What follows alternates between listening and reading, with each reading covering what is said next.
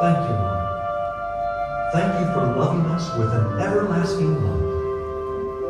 Thank you, Father, that you showed this love to us while we were still lost. Thank you for sending Jesus to die in our place. Thank you for the assurance that all things will work together for good, for those that love you and are called according to your purpose. Thank you for the promise that nothing past, present, or future will ever separate us from your love. And we rejoice in the knowledge that you are indeed on our side. Reveal your truth and power in and through us as we lift high the name of Jesus and sing his praises in all the earth.